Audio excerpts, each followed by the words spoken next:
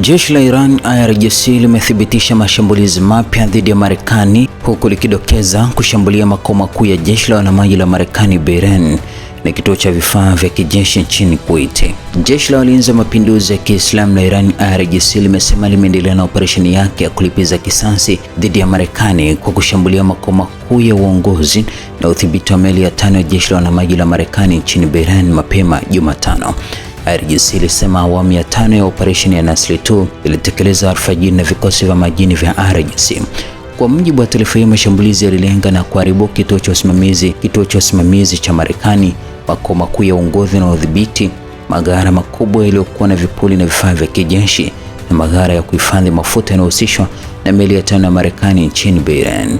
IRGC ilidai kuwa jeshi la Marekani lilituma vikosi vyake vya majini katika bahari ya Hindi usiku uliopita na kudai kudhibiti mlango bahari wa Hormuz, hatua ambayo kwa mujibu wa Irani ilizuia njia za usafirishaji wa mafuta na gesi na kuathiri biashara ya kimataifa. Taarifa hiyo ilisema shambulizi ya IRGC ilikuwa ni jibu kwa kile ilichokiita vitendo vya Marekani katika awamu ya 5 ya operation Nasri 2, kituo cha usimamizi cha Marekani, makao ya uongozi na udhibiti, maghala ya vifaa vya kijeshi pamoja na maghala ya mafuta meli ya 5 ya Marekani nchini Bahrain ilishambuliwa na kuharibiwa, ilisema taarifa hiyo. IRGC pia ilitoa onyo kwamba ikiwa Marekani itaendelea kuzuia usafirishaji wa mafuta na gesi kupitia bahari ya Hindi, basi njia nyingine za usafirishaji wa mafuta na gesi zinazohudumia maslahi ya Marekani na washirika wake zinaweza pia kufungwa. IRGC ilidai kuwa Marekani imeendelea kufanya mashambulizi dhidi ya Iran tangu tarehe 7 Aprili, wakati rais wa Marekani Donald Trump alipotangaza kusitishwa kwa mapigano kwa upande mmoja. Kwa mujibu wa Iran, mashambulizi hayo yaliendelea hata baada ya Washington na Tehran kusaini hati ya makubaliano iliyosimamiwa na Pakistan mwezi Juni, ambayo kipengele chake cha kwanza kilitaka kusitishwa kwa mashambulizi yote. Iran pia ilishutumu Marekani kwa kujaribu kusindikiza meli kupitia njia ambazo Tehran inaziona kuwa si halali katika mlango bahari wa Hormuz.